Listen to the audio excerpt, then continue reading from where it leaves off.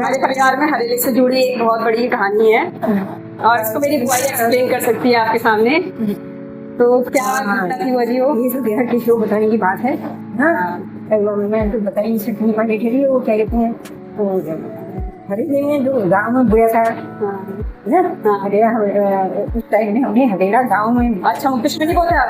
गाँव में मेरे पापा ने बोया था। अच्छा, वहाँ से वो चतुर्दशी के दिन या त्रयोदशी के दिन वहाँ लाया मुक्तेश्वर।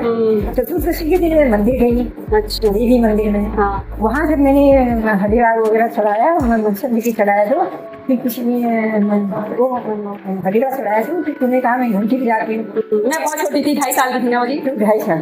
हाँ, मैं 2.5 साल की थी। मेरी अम्मा बुआ मुझे बहुत प्यार करते थे।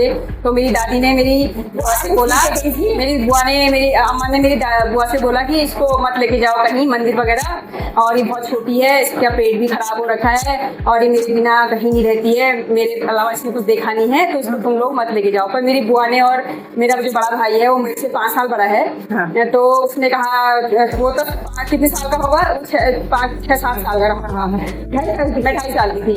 तो मैंने जिद करी कि नहीं, मुझे अपनी बुआ के साथ जाना है दद्दा के साथ, और मैं इनके साथ मंदिर चली गई। फिर उसके आगे की घटना मेरी बुआ बताएगी आपको। हाँ, तो छोटी थी, गरम कपड़े तो पहनाए थे। हाँ, गरम कपड़े पहनाए थे, अच्छी नीली रंग की, और चोटी भी बनाई थी। बाल बहुत लंबे थे। बाल में 2 फूल बनाए थे, जो पहले जमाने में 2 चोटी बनती थी। लाल फूल बनाए थे ना। छोड़ के मोड़ के बनाई थी। तो हम गए मंदिर में, तो गिरती करके मेरी आरती लड़की, तो उसको हम हमारे संगे आ गई। फिर बताइए क्या हुआ, मैं और किशन तो वहाँ पूजा करने में लगी। हनुमान जी के मंदिर में हमने आरती करी, और मैं घंटी बनाई, छाता मांगी मैंने बड़ी बड़ी। कहा मैं छाता से घंटी चाहती हूँ, मुझे तो छाता दे दी, घंटी लगाई वहाँ छाता की। अब हम पूजा में मगन हो रहे थे कि मुझे याद नहीं थी, सब अच्छी करने के लिए बुलाया जाओ, वहाँ प्रेमा का पता ही नहीं। मैंने सारा सामान फेंका, कांटा इधर उधर ऐसी रख दिया, ऐसी रख दी, दौड़ लगा दी, प्रेमा करके हल्ला मचाया ऊपर सीधी गई मंदिर से। जो कि हल्ला में आएगा कि आवाज़ सुनिए तो कम से कम बुआ तो कहेगी, बुलाएगी तो सुन करके। अब तो इधर के रास्ते से, जहाँ से मेन रास्ता था वो छोड़ दिया, जंगल के रास्ते चली। हाँ, मैं जंगल में पहुँच गई, मतलब जंगल के रास्ते गई, रास्ता भूल गई। जंगल में एक मकान मिला है, वहाँ वो मकान मिला, वहाँ पर आदमी रहते थे। उसके बाद पूरा जंगल था, भयंकर जंगल, रिजर्व फॉरेस्ट एरिया, फॉरेस्ट और बहुत घना जंगल, जहाँ लोग दिन में जाने में डरते हैं। मतलब दिन में भी बाघ से डोंगी और क्या सभी कुछ होते थे, और वगैरह सभी चीज थे।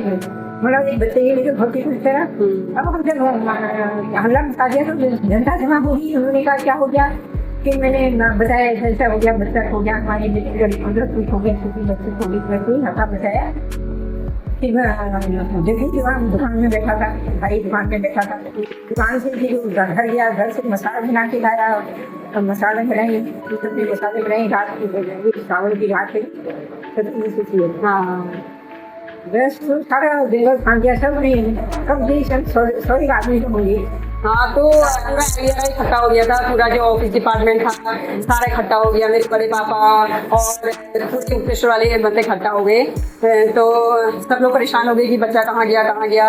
और मैं, जहाँ तक मुझे याद है, मेरी मेमोरी में जितना था कि मैं एक नए जंगल में चली गई थी, और मेरी बुआ और अम्मा ने मुझे बचपन से सिखाया था कि मतलब जब भगवान को प्रार्थना करते हैं तो चप्पल वगैरह खोल के प्रार्थना करते हैं। तो मैंने एक जगह अपनी चप्पल खोली और भगवान जी को हाथ जोड़े, बोला मेरी अम्मा के और बुआ के पास पहुँचा दो। मैं अपनी अम्मा को ज़्यादा प्यार करती थी, बहुत ज़्यादा प्यार करती थी। अम्मा के बिना हम रहते नहीं थे, मतलब।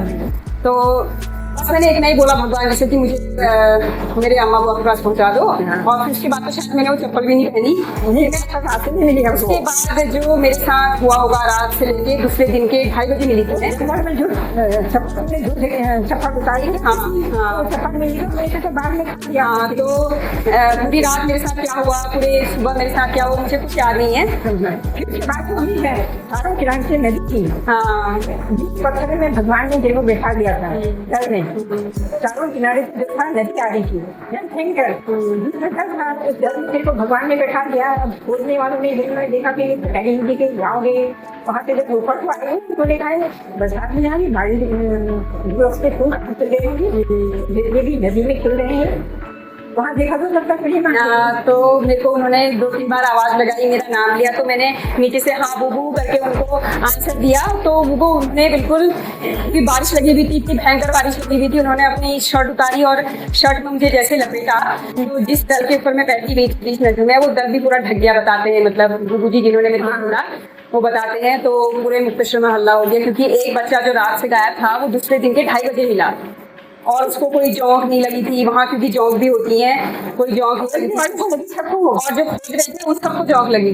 तो मेरी दादी बोली कि उसको मत लेके आओ घर, क्योंकि तुम उसकी डेड बॉडी शायद ला रहे हो। तो मेरी अम्मा डर गई थी, छुप गई थी, एक स्टोर रूम में छुप गई थी, और उन्होंने बोला कि जिंदा होगी तो दिखाना मेरे को। हाँ, उसको जिंदा होगी तभी मेरे को दिखाना, नहीं तो मेरे सामने मत लाना, मेरे सामने मत लाना बोला मेरी दादी ने। तो सब लोगों ने बोला कि तुम्हारी नानी को कुछ नहीं हुआ है, बिल्कुल सब घर आई है, एक जॉब पे भी लगी है उसको।